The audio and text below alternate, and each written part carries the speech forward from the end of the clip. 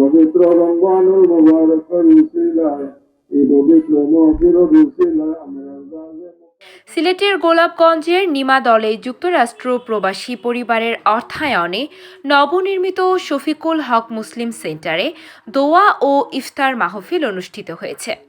বিসমিল্লাহি আলহামদুলিল্লাহ আসসালাতু ওয়াসসালামু আলাইকা ইয়া রাসূলুল্লাহ।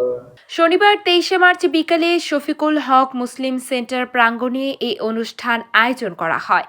এতে প্রধান অতিথি ছিলেন গোলাপগঞ্জ উপজেলা পরিষদ চেয়ারম্যান মনজুর কাদির শাফি চৌধুরী এলিম। এতে প্রধান আলোচক ছিলেন হাফিজ মাওলানা ফখরুদ্দিন চৌধুরী সাহেব জাদায়ে ফুলতলি রহমতুল্লাহি আলাইহি।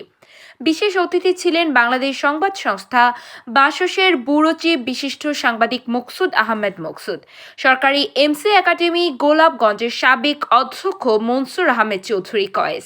কৃতজ্ঞতা জানাই সুদূর প্রবাসে থেকে যারা বাংলাদেশের মানুষের জন্য তারা এই নিরলসভাবে কাজ করে যাচ্ছেন। তারা সামাজিক সব কর্মকাণ্ডে শফিকুল হক মুসলিম সেন্টারের পরিবারের সব কাজে তাদের অগ্রণী ভূমিকা রয়েছে। পাশাপাশি শফিকুল হক মুসলিম সেন্টারের একটি উদ্দেশ্য, যেটা হচ্ছে আমি ওনাদের বিদেশ থেকে একটি মেসেজ দিয়েছিলেন, আমি সেই অনুষ্ঠানে সেটি উপস্থাপন করেছি।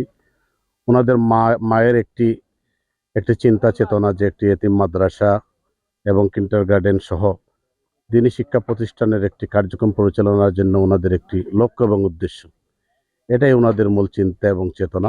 এলাকার বিশিষ্ট ব্যক্তিত্ব হাজী আব্দুল ওয়াদুদের সভাপতিত্বে ও স্থানীয় ইউপি সদস্য রুহেল আহমেদের পরিচালনায় অনুষ্ঠিত আলোচনায় বক্তারা নিমাদল গ্রামের যুক্তরাষ্ট্র প্রবাসী এমাদ আহমেদ লিটনের পরিবারের পক্ষ থেকে শফিকুল হক মুসলিম সেন্টার নামক ধর্মীয় এ প্রতিষ্ঠান স্থাপন করায় তাদেরকে ধন্যবাদ জানিয়ে বলেন, তারা সুদূর প্রবাসী থেকে দেশ ও মাতৃকার টানে স্বদেশে জনহিতকর এ সকল কার্যক্রমের মাধ্যমে দেশপ্রেম ও সমাজের প্রতি তাদের দায়বদ্ধতা অনন্য দৃষ্টান্ত স্থাপন করে চলছেন। তো এই মাসটি হচ্ছে রমজানের মাস, পবিত্র মাস, সিয়াম সাধনার মাস, যেটা আমাদের সবার একটা জিনিসই মনে রাখা দরকার যে এই মাস আমাদেরকে অনেক কিছু শেখায়। সেটা মানবতা শেখায়, মানবিকতা শেখায়। আমি মনে করি এই মাসটি আমল করার মাধ্যমে আমরা আমাদের পিছিয়ে পড়া যে সমাজ আছে, এই মাস হচ্ছে জাকাতের মাস। এই সবগুলো বিষয় যদি আমরা খেয়াল করি তাহলে দেখব যে এটার অত্যন্ত গুরুত্ব রয়েছে এবং আমরা এই কাজটি করব যে কাজটি আমাদের ধর্ম আমাদেরকে শেখাচ্ছে।